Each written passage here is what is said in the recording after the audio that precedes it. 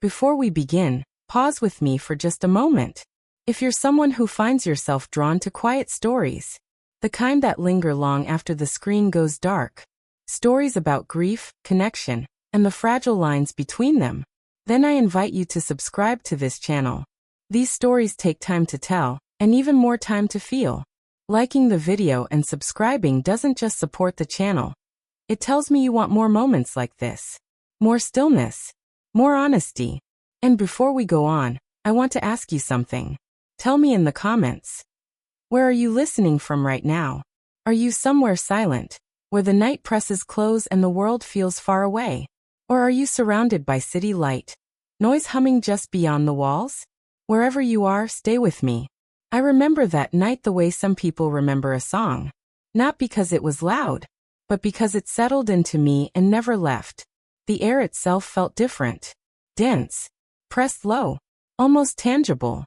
It was a Friday, late into the evening, and the cottage was wrapped in a silence so complete it bordered on unnatural.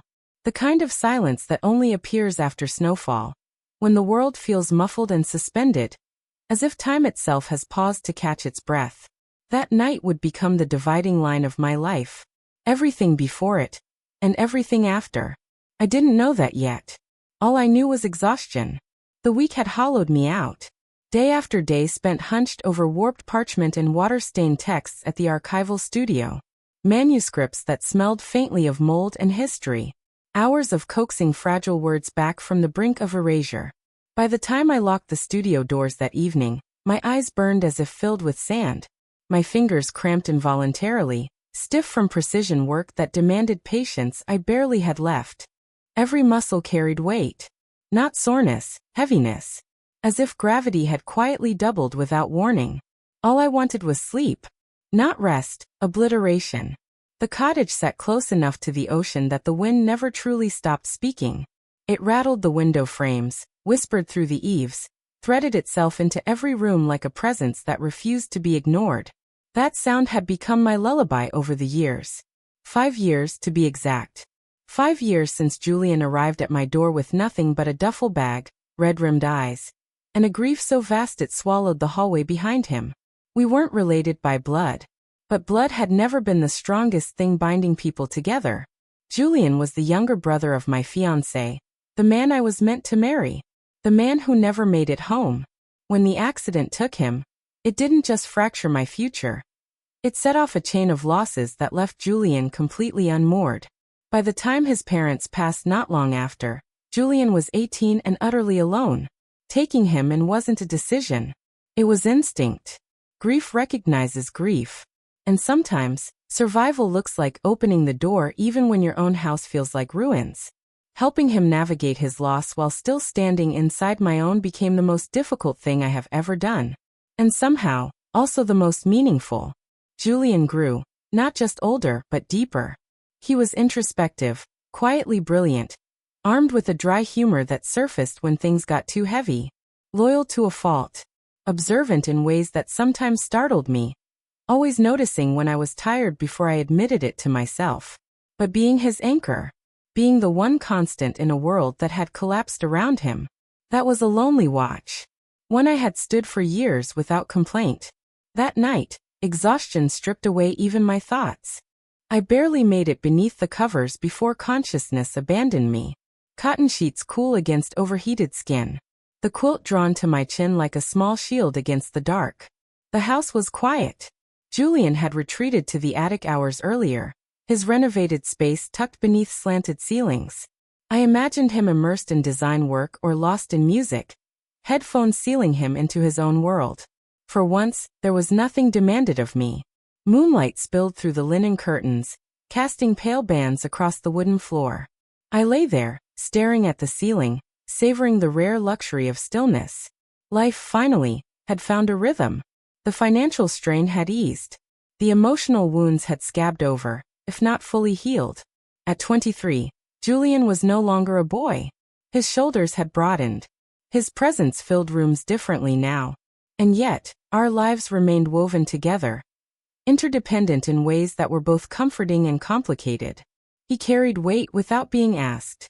Stepped in before I faltered. I smiled into the dark, gratitude flickering through me like a small flame. Then sleep claimed me. At first, I thought I was dreaming.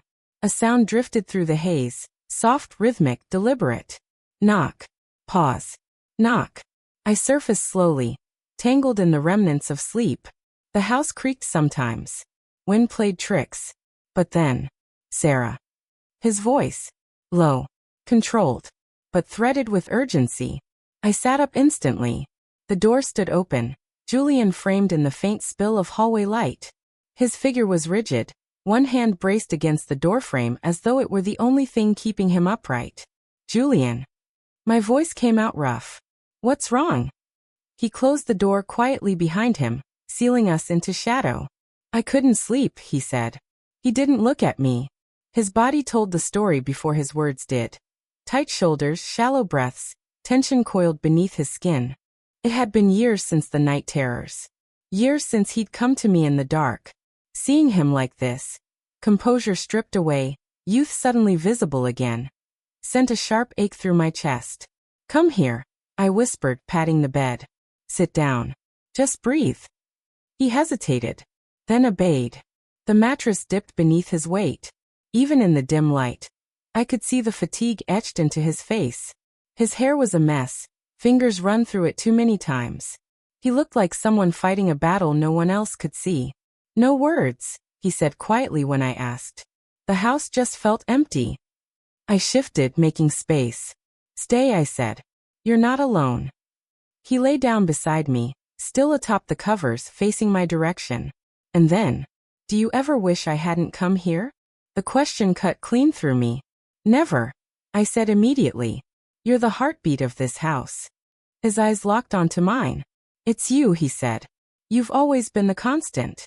The room felt suddenly too small. The air too thick. I didn't have answers yet. Only presence. And that was enough for the moment. I didn't sleep again after that. Julian's breathing evened out beside me, steady and deep, the kind that only comes after true exhaustion finally loosens its grip. His face softened in sleep, tension smoothed away like waves erasing footprints from sand. I stayed awake, listening. Not just to the wind outside or the distant roll of the ocean, but to the quiet inside myself, because something there had shifted. Not dramatically, not violently, subtly, like a compass needle nudged off true north. For years, my love for Julian had been uncomplicated in its purpose. Protective, steady, anchored in responsibility and shared survival. I had been older, stronger, the one who knew where the ground was solid. But lying there in the half-light, aware of the warmth between us, I felt something else stirring. Something unfamiliar and deeply unsettling. Not desire. Not yet. Recognition. The realization that time had been moving forward whether I acknowledged it or not. He was no longer a boy who needed saving. And I was no longer just the woman who had saved him. That truth frightened me more than any storm ever had. Dawn arrived quietly. Pale light seeped into the room, dissolving shadows and revealing details the dark had hidden. Julian was still asleep when I slipped from the bed, careful not to wake him. He murmured softly, turned his face toward the pillow, and settled again. I paused in the doorway watching him. For the first time, I saw him without the lens of memory, without grief, without obligation. Just him. Downstairs, routine saved me. Coffee beans ground, eggs whisked. The familiar sounds anchored me as my mind replayed the night again and again. Not the words, but the silences between them. I realized then something vital. I hadn't comforted a child. I had shared space with a man who knew exactly why he had come to me, and had been brave enough to say it aloud. Julian entered the kitchen just as I poured the coffee. He looked tired, but rested. Changed in the way people are changed by finally being honest. Morning, he said. Morning, I replied, too focused on the cup in my hand. He thanked me.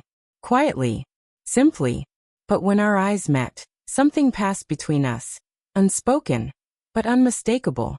The old dynamic had cracked, just enough to let something new breathe. The rest of the day unfolded like a held breath. We moved around each other carefully. A little more distance. A little more awareness. Every accidental brush of fingers felt louder than it should have. Every glance lingered half a second too long. Neither of us mentioned the night. We didn't need to. That evening, the weather turned. Dark clouds bruised the sky, rain lashing against the windows with sudden violence. The kind of storm that demands attention. We retreated to the living room after dinner, seeking distraction. A movie played, forgotten almost as soon as it started. Firelight flickered across the walls, throwing shadows that danced and vanished. We shared a blanket. It was practical, innocent, and yet every inch between us felt charged. Halfway through the film, Julian shifted closer. Not touching, but close enough that I could feel the heat of him through the wool. My pulse responded before my mind could catch up. The storm outside intensified. Thunder rolled. Julian turned toward me. "Sarah," he said quietly, "I need to say something." I knew then this moment had been coming since the night before. "Say it," I said. "I'm not asking for anything," he began. "Not answers. Not permission. I need you to know I'm aware of what's changing. And I don't want it to become something that hurts us."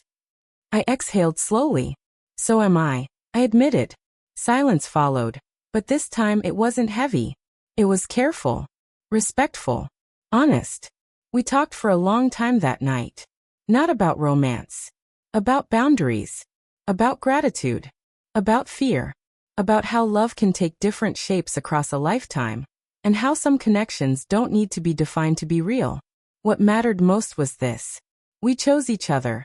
Not out of need, not out of loneliness, but out of clarity. Whatever the future held, it would be faced consciously. Together, or apart, but never in silence. That was the night I learned something important. Love isn't always about crossing lines. Sometimes it's about knowing exactly where they are, and choosing to stand on the same side. Years have passed since then. Julian eventually moved out, built a life, found his footing in the world. We remained close, not entangled, not distant, balanced. That night didn't become a secret or a regret. It became a turning point.